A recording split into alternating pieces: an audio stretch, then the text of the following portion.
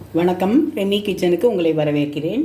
இன்றைக்கி நம்ம சப்பாத்திக்கு, தோசைக்கு, ஃப்ரைட் ரைஸ்க்கெல்லாம் சாப்பிட்றதுக்கு டேஸ்டியான ஒரு சைட் டிஷ் தான் செய்ய போகிறோம். ரொம்ப ஈஸியானது. குடமிளகா, கேரட்டை வச்சு ஒரு கிரேவி பண்ண போகிறோம். அதுக்கு ஃபஸ்ட்டு கடாய் வச்சுக்கணும். கடாய் சூடாகட்டும். கொஞ்சமாக ஒரு 2 ட்ராப் ஆயில் விட்டுக்கலாம். அதிகம் வேண்டாம். நான் தேங்காய் எண்ணெய் தான் விட்டுருக்கேன். நீங்கள் சாதாரண எந்த எண்ணெய் வேணால் விட்டுக்கலாம். கொஞ்சம் பட்டை, கிராம்பு, சோம்பு, பூண்டு போட்டுப்போம்.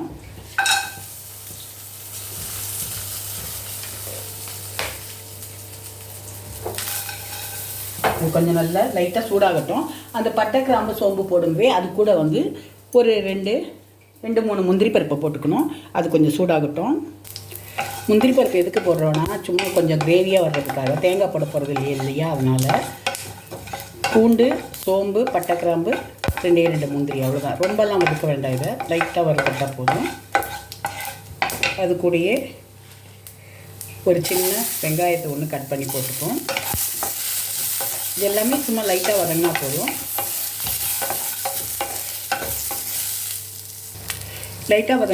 அப்புறம் நம்ம திரும்பவும் காயோடு போட்டு வேக வைக்க போகிறோம். கொஞ்சம் தக்காளி, ஒரு 3 தக்காளியை இப்படி கட் பண்ணி அதையும் போட்டு வதக்கிடுவோம். நல்ல மணம் வருது. சோம்போட மணம் நல்லா இருக்குது. பட்டை கிராம்போட மணம் வருது. பாருங்கள், ஒரே ஒரு ட்ராப் எண்ணெய் தான் விட்டுருக்கேன். அதிகமாக எண்ணெய் விடலை. ஸ்டவ்வை சிம்பிளே வச்சுக்கோங்க. இது ஆறின உடனே நல்லா மையாக அரைச்சிப்போம்.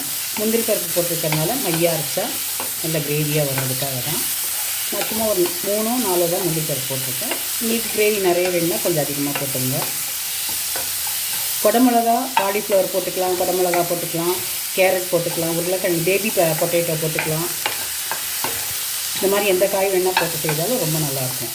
பேபி பொட்டேட்டோவில் பண்ணிங்கன்னா ரொம்ப டேஸ்ட்டாக இருக்கும். எல்லாேருக்கும் பிடிக்கும். பொட்டேட்டோனாலே யூஸ்வலாக எல்லாேருக்கும் பிடிக்கும். குழந்தைங்க ரொம்ப விரும்பி சாப்பிடுவாங்க. அதில் இந்த மாதிரி கிரேவி பண்ணாலும் ரொம்ப நல்லாயிருக்கும். நான் என்கிட்ட குடமிளகாவும் கேரட்டும் தான் இருக்குது. சரி, குடமிளகாவில் நம்ம ரொம்ப அதிகமாக எந்த டிஷ்ஷும் அதிகமாக பண்ண மாட்டாங்க. அதனால் சரி, இப்படி பண்ணி பார்க்கலாம், பண்ணால் எல்லாேருக்கும் பிடிக்குமேன்றதுக்காக. ஹோட்டல்லலாம் இப்படி தான் பண்ணி கொடுப்பாங்க குடமிளகாவில். அதனால் அந்த மாதிரி ட்ரை பண்ணி பார்ப்போம். இதை கற்றுக்கிட்டா மீதி காயெல்லாம் நம்ம எந்த காய் வேணால் போட்டு பண்ணிக்கலாம். பட்டாணி போட்டு பண்ணிக்கலாம், உருளைக்கிழங்கு, காலிஃப்ளவர், அப்புறமா ப்ரொக்கோலி, இந்த மாதிரி எது வேணால் போட்டு பண்ணாலும் ரொம்ப டேஸ்ட்டாக நல்லாயிருக்கும். அவ்வளோதான், காய் கொஞ்சம் வதங்கிடுச்சு. இப்போ நம்ம எடுத்துடுவோம். இது ஆறின உடனே மிக்சியில் போட்டு பேஸ்ட்டாக அரைச்சிப்போம். நல்லா சூடு ஆறணும், அப்புறம் தான் மிக்சியில் அரைக்கணும்.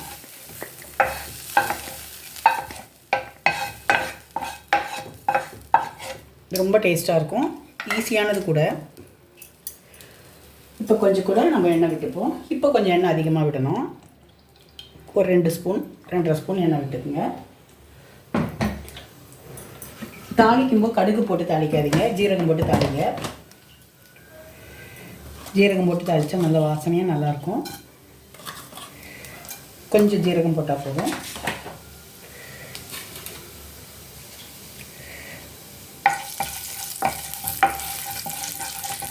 ஜீரகம் பொரியட்டும். சீக்கிரம் கரிஞ்சிடும் இதெல்லாம். அதனால் ரொம்ப நேரமாக பொரிய விடக்கூடாது.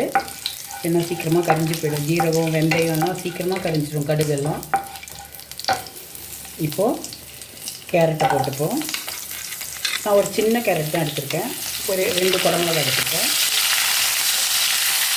குடமிளகா அதிகம் பிடிக்காதவங்க கேரட் நிறைய போட்டுருங்க.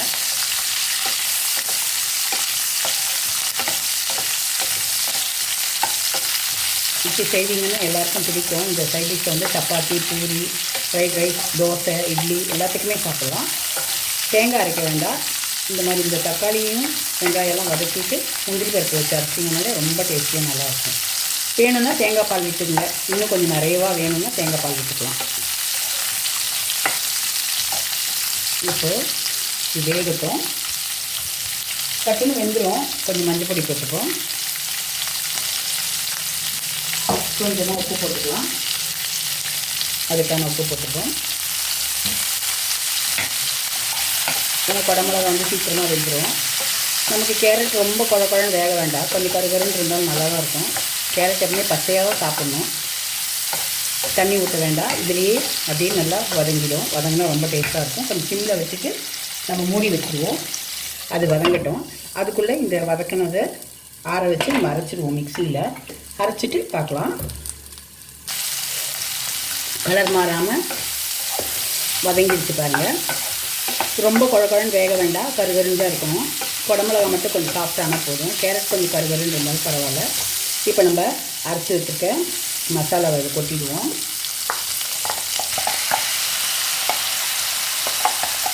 இதில் காரமே அதிகம் போட வேண்டாம். தேங்காய் பால் விட்டிங்கன்னா இன்னும் கொஞ்சம் ஸ்வீட்டாக இருக்கும். ஸ்டவ்வை சிம்மில் வச்சுக்கோங்க. வதக்கினதுனால அது அதிகமாக பச்சை வாசனை இருக்காது. நம்ம எல்லாத்தையும் வதக்கிட்டு தானே போட்டிருக்கோம். இந்த கிரேவி ரொம்ப நல்லாயிருக்கும். பன்னீர் போட்டு கூட இது மாதிரி பண்ணலாம். பன்னீர் கிரேவி கூட இதே மாதிரி தான் பண்ணலாம், நல்லாயிருக்கும். அதுக்கு கொஞ்சம் பால் விட்டால் நல்லாயிருக்கும். இப்போ நல்லா வதங்கிட்டோம். அதுக்குள்ளே நம்ம கொஞ்சம் சிக்கன் மசாலா பொடியோ இல்லை கரம் மசாலா பொடியோ பிரியாணி மசாலா பொடி எந்த பொடியாக இருந்தாலும் பரவாயில்ல, கொஞ்சமாக போட்டுங்க ஒரு வாசனைக்காக. அப்புறம் நம்ம வீட்டில் அரைச்ச ப்ளெயின் சில்லி பவுடரை கொஞ்சோண்டு போடுங்க ஒரு கலருக்காக. இந்த டிஷ் ரொம்ப காரமாக இருக்காது.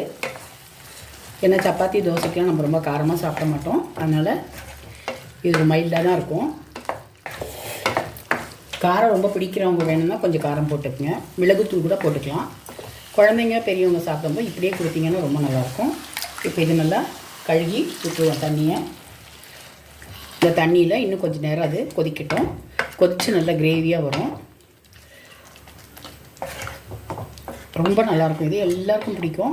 ஈஸியானது. வீட்டில் நமக்கு காய் நிறைய வாங்கிட்டு வந்தோம்னா ஒரு கேரட்டு, ஒரு பீன்ஸு, ஒரு பீன்ஸ் இல்லை, ஒரு கேரட்டு, ஒரு குடமிளகா அப்படின்னு கொஞ்சம் கொஞ்சம் மீந்து போயிடும். அப்படி கொஞ்சம் கொஞ்சம் மீந்து போகும்போது இப்படி நம்ம ஒரு நாள் சைட் டிஷ் பண்ணோம்னா, எப்போ பாரு சப்பாத்திக்கு உருளைக்கிழங்கு இல்லாட்டா தக்காளி கிரேவி இப்படியே தானே பண்ணுறோம்.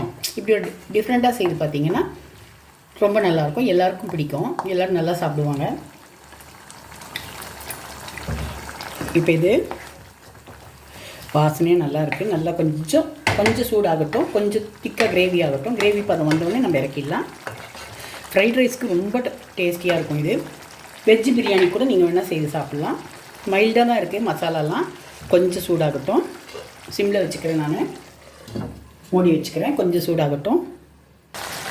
பாதி கேரட் நம்ம வதக்கும்போது வெந்துச்சா, இப்போ பாதி இந்த மசாலாவில் வேகுது. இந்த மசாலா சாரெல்லாம் இந்த கேரட்டில் குடமிளகாலாம் நல்லா இறங்கும். அதுக்காக தான் இப்படி போட்டு வேக வைக்கணும். சும்மா ஒரு 1/4 டம்ளர் தண்ணி ஊற்றினா போதும். 1/4 டம்ளர், சின்ன டம்ளருக்கு ஒரு 1/2 டம்ளர் வேணால் ஊற்றிக்குங்க. உங்கள் மசாலா எவ்வளோ இருக்கோ, காய் எவ்வளோ இருக்கோ அதுக்கேற்ற மாதிரி தண்ணி விட்டுங்க. ரொம்ப தண்ணி விட்டு ரசம் மாதிரி வச்சுக்காதீங்க. கிரேவியாக தான் வரணும். அப்போ தான் நல்லாயிருக்கும். குடமிளகா பிடிக்காதவங்க கூட இப்படி செய்து கொடுத்தீங்கன்னா சாப்பிடுவாங்க. எதையுமே டிஃப்ரெண்ட் ஸ்டைலில் செய்து கொடுத்தீங்கன்னா எல்லாருக்குமே பிடிக்கும். யூஸ்வலாக ஒரே மாதிரி செய்தோம்னா யாருக்கும் பிடிக்காது. டிஃப்ரெண்ட்டாக நம்ம செய்து கொடுத்தோம். பேபி பொட்டேட்டோ இருக்கு இல்லையா, குட்டி குட்டி பொட்டேட்டோ, அந்த பொட்டேட்டோவில் இந்த மாதிரி பண்ணிங்கன்னா ரொம்ப நல்லாயிருக்கும். சில பேர் என்ன பண்ணுவாங்கன்னா தேங்காய் பால் விடுவாங்க. சில பேர் என்ன பண்ணுவாங்க முந்திரி பருப்பு அரைச்சி விடுவோம். சில பேர் என்ன பண்ணுவாங்கன்னா நம்ம சாதா ஆவின் பால் இருக்கு இல்லையா, அந்த ஆவின் பாலையே விடுவாங்க. நான் அதெல்லாம் ட்ரை பண்ணுறதில்ல. முந்திரி பருப்பே போட்டுக்கிறது அப்படி கூட போடுவாங்க சில பேர். உங்களுக்கு எப்படி வசதியோ எப்படி பிடிக்குதோ அந்த மாதிரி செய்யுங்க. முந்திரி பருப்பு போட்டால் ரொம்ப டேஸ்ட்டாக இருக்கும். அந்த பருப்போட டேஸ்ட்டு இன்னும் அது தேரும்போது ரொம்ப கிரேவியோடு நல்லாயிருக்கும் சாப்பிட. அதுக்காக நான் முந்திரி பருப்பு போட்டேன். தேங்காய் இப்போலாம் முத்தின தேங்காய் வரலாம் திப்பி திப்பியாக தெரியும். அப்போ தேங்காய் அரைச்சி அதனுடைய பாலை விட்டுருங்க. இந்த மாதிரி கிரேவி பதமாக இருந்தால் நமக்கு இட்லி தோசைக்கு சப்பாத்திக்கு சாப்பிட நல்லா தானே இருக்கும். அதுக்கு தான் இது அந்த சைட் டிஷ் சொன்னது. இது இப்போல்லாம் கரெக்டாக இருக்குது.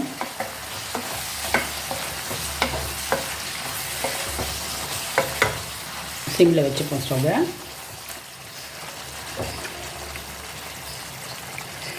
கொத்தமல்லியை இறக்கிறதுக்கு முன்னாடி கொஞ்சம் இப்படி மேலே தூவிடுவோம். அப்போ தான் கொத்தமல்லியோட சாரெல்லாம் அதில் இறங்கும்.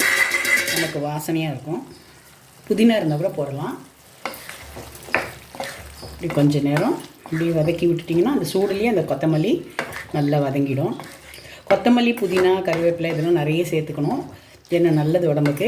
அதே மாதிரி புதினா கொத்தமல்லி கருவேப்பிலெல்லாம் நீங்கள் கடையிலேருந்து வாங்கிட்டு வந்து வச்சிங்கன்னா ஃப்ரிட்ஜில் வச்சா கூட நீங்கள் கொஞ்சம் நேரம் எடுக்கிற சமயத்தில் கொஞ்சம் வெளியில் எடுத்து வச்சுட்டு உடனே கழுகிட்டு தான் போடணும். கழுகாமல் போடாதீங்க. ஏன்னா அது வாடி போகக்கூடாது, சீக்கிரம் இதாக இப்போ கெட்டு போயிடக்கூடாது சொல்லி அவங்க எதாவது மருந்து தெளிச்சிருப்பாங்க. நம்ம அப்படியே போட்டோம்னா அந்த மருந்தோட இதெல்லாம் நம்ம வயிற்றுக்குள்ளே போகும்.